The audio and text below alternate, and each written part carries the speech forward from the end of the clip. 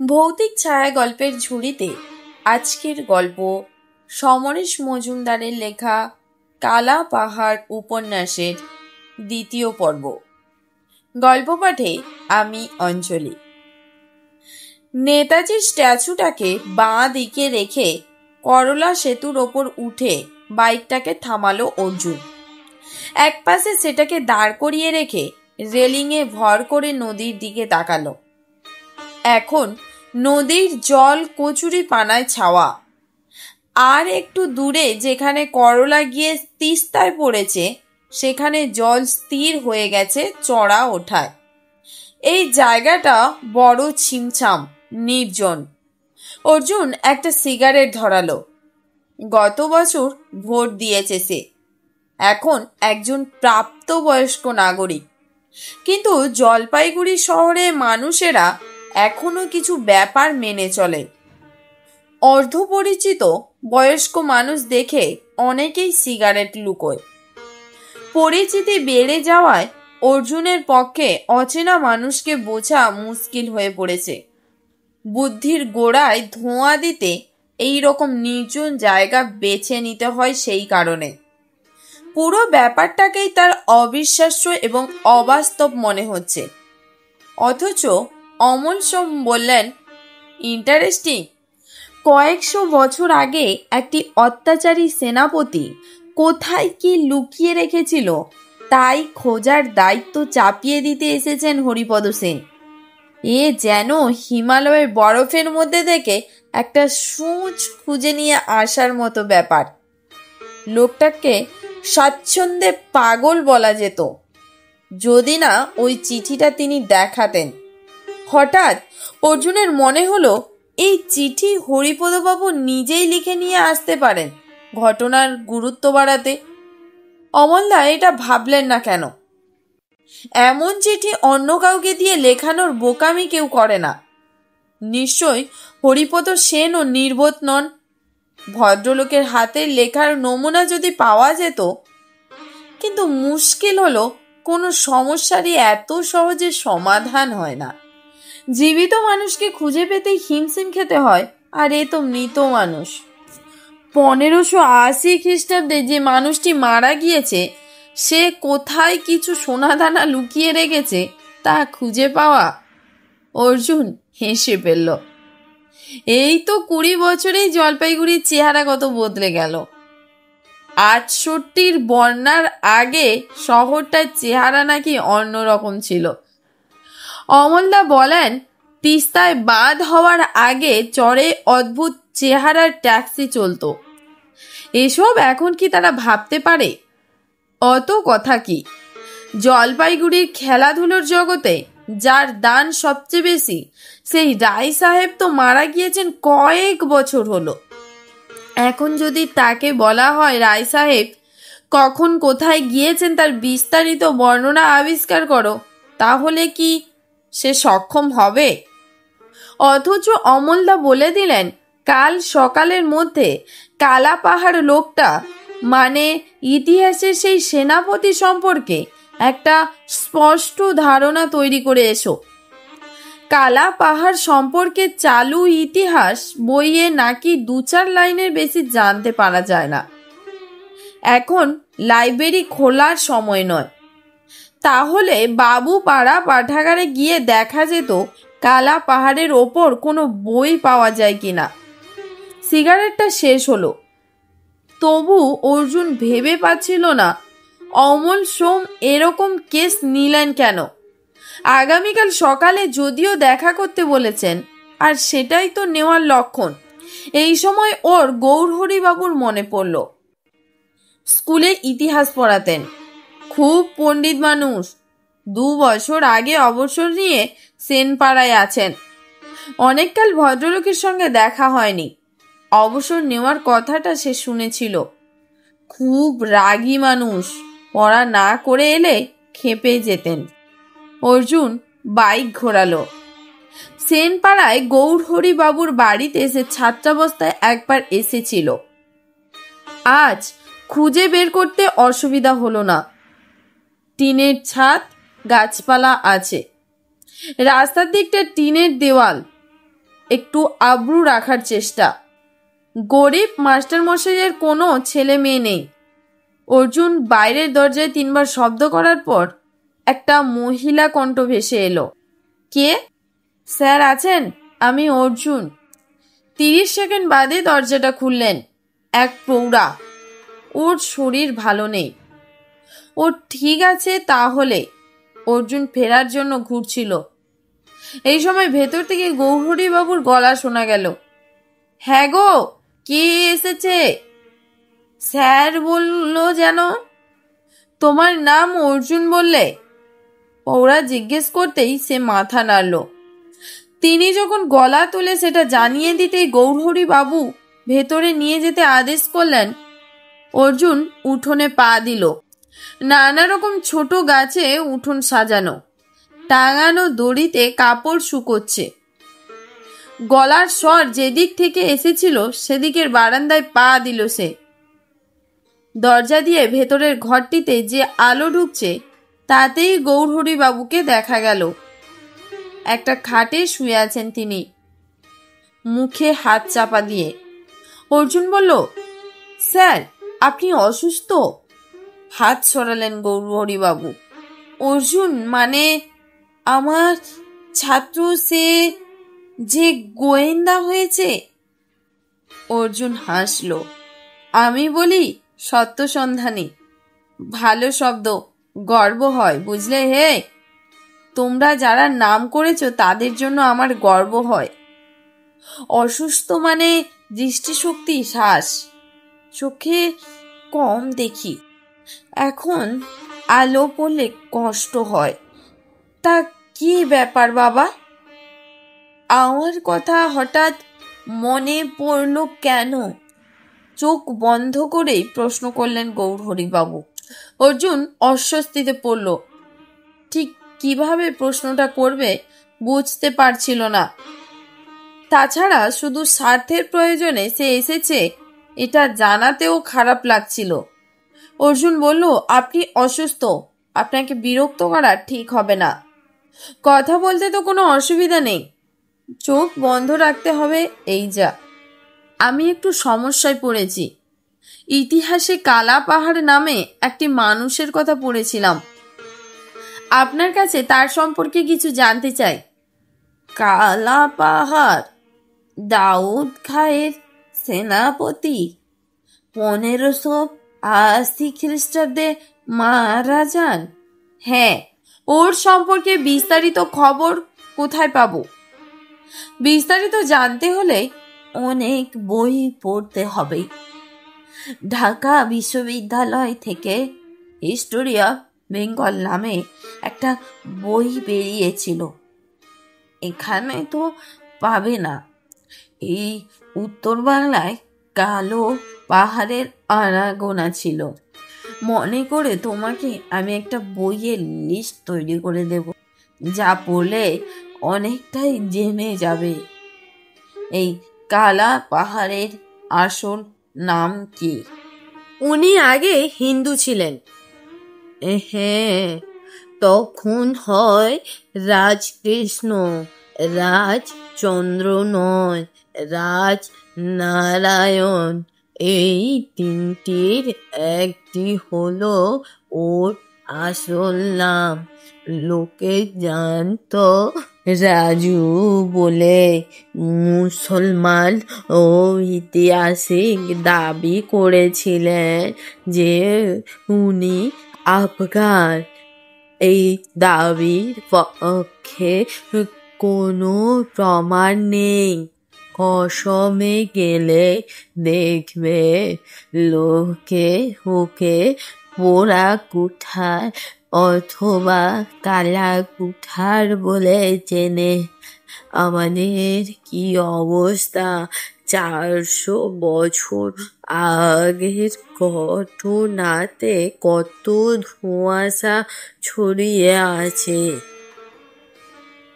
অর্জুন আজকাল পকেটে একটা ছোট্ট ডায়েরি রাখে, তাতেই গৌরহরিবাবুর বলা নামগুলো নোট করে নিচ্ছিল। গৌরহরিবাবু একটু ভেবে নিলেন, রাজু ব্রাহ্মণের ছেলে, কিন্তু শাস্ত্র ছেড়ে অস্ত্র চালাতে সে পারদর্শী হয়ে উঠল। ছেলের এই মতিগতি তার বাবার পছন্দ হওয়ার কথা নয়। তখন বাংলার নবাব সুলেমান কিরানি, কিন্তু ছোট ছোট নবাবের সংখ্যাও বেশ। এরা নামেই নবাব, আসলে জায়গিরদার ধরনের। সুলেমান কিরানিকে কর দিত। এই রকম এক জায়গিরদারের মেয়ের প্রেমে পড়ল রাজু। মুসলমানের মেয়ের সঙ্গে ব্রাহ্মণ তনয়ের সম্পর্ক হলে কি ধরনের প্রতিক্রিয়া 400 বছর আগে হতে পারত তা অনুমান করতে পারছো নিশ্চয়ই। হঠাৎ থেমে গেলেন গৌরহরিবাবু, কিছু ভাবলেন, তারপর জিজ্ঞেস করলেন, বাঙালি ইতিহাসটা তুমি জানো তো? অর্জুন ফাঁপড়ে পড়ল। সে যেটুকু জানে তা গত 200 বছরের। পলাশির যুদ্ধের পর ইংরেজ এদেশের দখল নেওয়ার পরে যা ঘটেছিল সেই ঘটনাগুলো স্বীকার করল সে। গৌরহরিবাবু হাসলেন, না, এতে কোনো সংকেত করার কিছুই নেই। আমরা ইতিহাস বইয়ে বাংলা নবাবের গল্প লিখি, তাই পাঠ্য হয়, কিন্তু নিজেদের কথা আলাদা করে তোমাদের পড়ায়নি। আমরা আবেগে চলি, ইতিহাস খুবই বাস্তব। অর্জুন চুপচাপ রইল। কালা পাহাড়ের কথা জানতে এসে কেন বাঙালির ইতিহাস শুনতে হবে এই প্রশ্ন করা যায় না, তবে বাঙালি হিসেবে নিজেদের ইতিহাসটা নিশ্চয়ই জানা দরকার।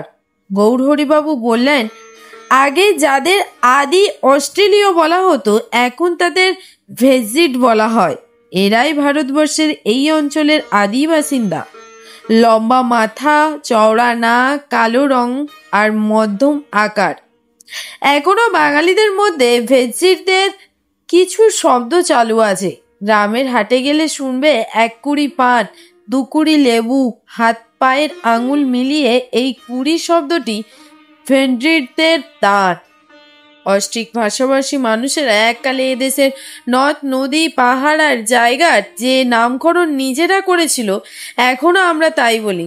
যেমন কোলদব দাক বা দাম কাক থেকে কপত থাক বা দামোদর নদ, দা বা দাক মানে জল। বাংলা নামটা এলো থেকে?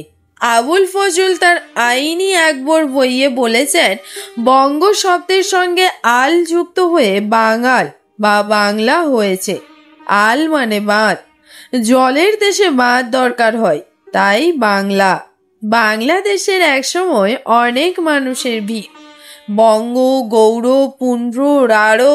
বঙ্গের নাম মহাভারতে আর বৃহৎ সংহিতায় পাওয়া যায়।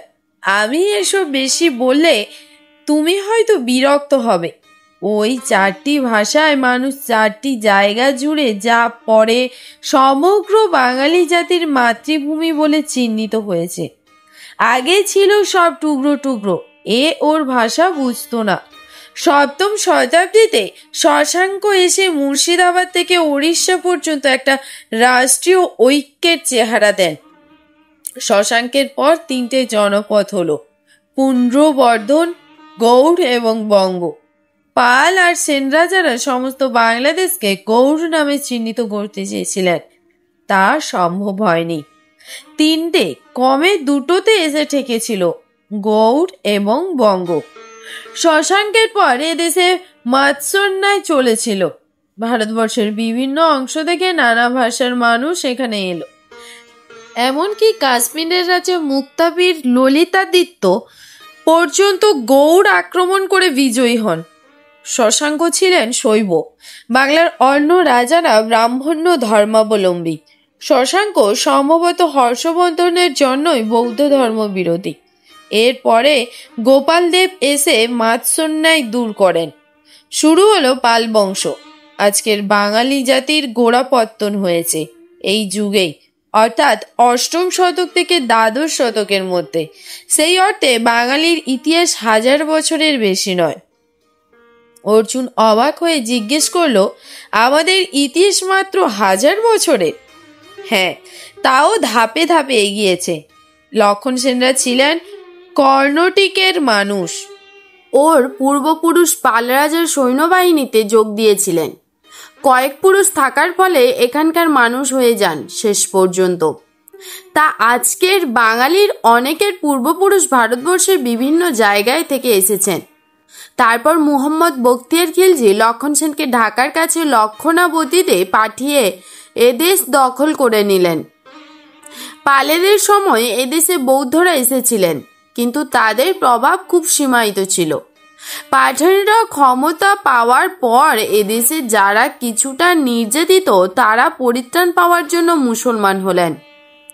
কেউ কেউ চাপে পড়ে বা অতিরিক্ত সুবিধা পাওয়ার জন্য ধর্মবদল করলেন। পরিষ্কার বোঝা যায় যে এইসব ধর্মান্তরিত মানুষকে হিন্দু বাঙালি সহ্য করতে পারেনি, কিন্তু নবাবের ভয়ে সরাসরি কোনো ব্যবস্থাও নিতে পারেনি। সামাজিক জীবনে হিন্দু মুসলমানের দুটি ধারা পৃথকভাবে বয়ে চলে। দিনে দিনে এ দেশীয় মুসলমানদের সংখ্যা বাড়তে লাগলো।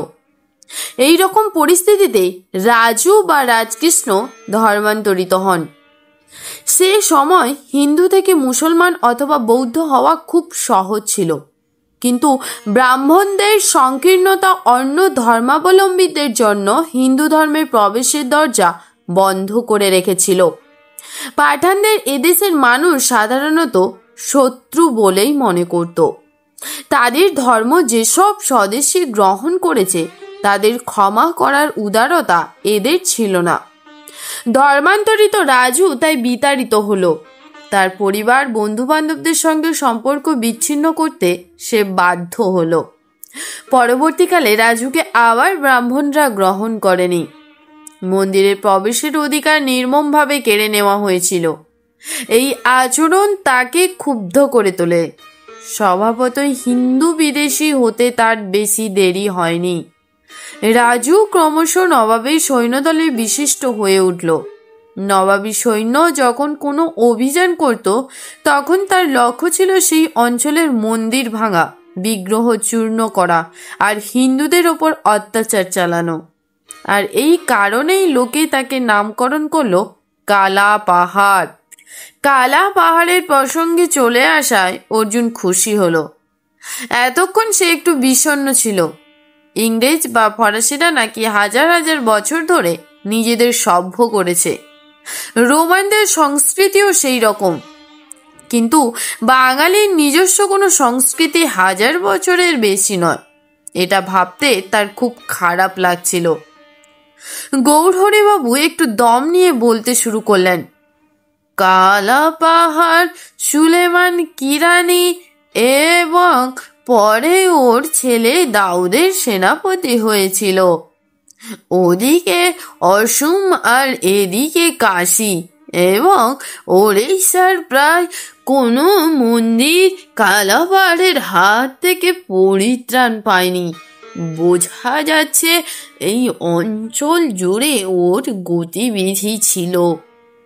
গল্পে আছে মন্দির ধ্বংস করার আগে কালা পাহাড় সৈন্যদের দূর থেকেই কানা কালা বাজাতে বলতো।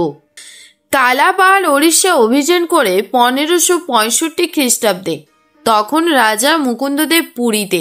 মুকুন্দদেবের পরাজয় হয়। ওর ছেলে গৌরিয়া গোবিন্দকে পদানত করে কালা শহর পুরীর মন্দির ধ্বংস করতে যায়। পান্ডারা এই খবর পেয়ে জগন্নাথ দেবের মূর্তি নিয়ে গড় পাড়িকুদে গিয়ে লুকিয়ে থাকে। কালা পাহাড়ের হাত থেকে তবু সেই মূর্তি রক্ষা পায়নি। জগন্নাথ দেবের মূর্তি পুড়িয়ে সে সমুদ্রের জলে ফেলে দেয়। কালা পাহাড়ের অনেক আগে 318 খ্রিস্টাব্দে রক্তবাহু নামে একজন পুরী আক্রমণ করেছিল, কিন্তু তখন পান্ডারা জগন্নাথ দেবকে রক্ষা করতে সক্ষম হয়েছিল। আকবর নামায় আছে দাউদের বিদ্রোহী স্বভাবের জন্য মুঘল সম্রাট সেনাপতি মুনিম খাঁকে পাঠায় তাকে বন্দি করতে। কালা পাহাড় দাউদের সেনাপতি হিসেবে প্রচণ্ড যুদ্ধ করে।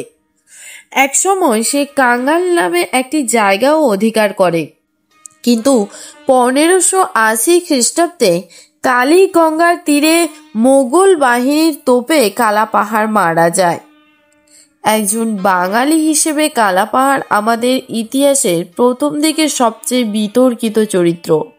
অত্যন্ত সাধারণ অবস্থা থেকে লোকটা কোথায় গিয়ে পৌঁছেছিল। ব্রাহ্মণরা ওকে হিন্দু বিদ্বেষী করেছিল। সেই মানুষ আজ কিংবদন্তিতে পরিণত হয়েছে। কিন্তু একটি রহস্য আমাকে খুব ভাবায়। আমি অনেককে চিঠি লিখেছিলাম, কেউ আমাকে সন্তুষ্ট করতে পারেনি। তুমি শুনতে চাও? বলুন। অর্জুন এখন এই কাহিনীর রসে প্রায় ডুবে গিয়েছে। কালাপাহাড় উড়িষ্যা অভিযান করে 1565 খ্রিস্টাব্দে। তার ঠিক 32 বছর, মাত্র 32 বছর আগে এক বাঙালি মহাপুরুষের পুরীতে মৃত্যু হয়। তিনি শ্রী চৈতন্য। নবদ্বীপ ছেড়ে পুরীতে গিয়েছিলেন 1510 খ্রিস্টাব্দে। তখন পুরীর রাজা প্রতাপরুদ্র তার ভক্ত হন। পরে যখন চৈতন্য পুরীতে পাকাপাকি বাস করছেন, তখন রাজা তার সঙ্গে পরামর্শ না করে কোনো কাজ করতেন না। 1520 পর থেকে রাজা প্রতাপরুদ্র শ্রী চৈতন্যের সঙ্গেই সময় কাটাতেন। জগন্নাথ দাস, বলরাম দাস, অচ্যুতানন্দ দাস আর তিনি মহাপুরুষের সঙ্গে বৈষ্ণব ধর্ম নিয়ে আলোচনা করতেন। রাজার এক ভাই গগাবিন্দ বিদ্যাধর পাণ্ডাদের খেপিয়ে তুললেন। তাদের বোঝানো হলো রাজা জগন্নাথের চেয়ে চৈতন্যকে বেশি গুরুত্ব দিচ্ছেন। যে চৈতন্য জাত বিচার করল না, রাজা যদি তার শিষ্য হন, তাহলে জগন্নাথের মন্দির তো অপবিত্র হয়ে যাবে। পুরীতে তখন কিছু বৌদ্ধ সংঘ ছিল। রাজার ভাই তাদেরও খেপিয়ে তুললেন চৈতন্যের বিরুদ্ধে। রাজা না জগন্নাথ না বৌদ্ধ সংঘ কারো দিকে নজর দিচ্ছেন না, শুধু চৈতন্য নামে নবদ্বীপ থেকে আসা লোকটির মায়ায় ভুলে আছেন।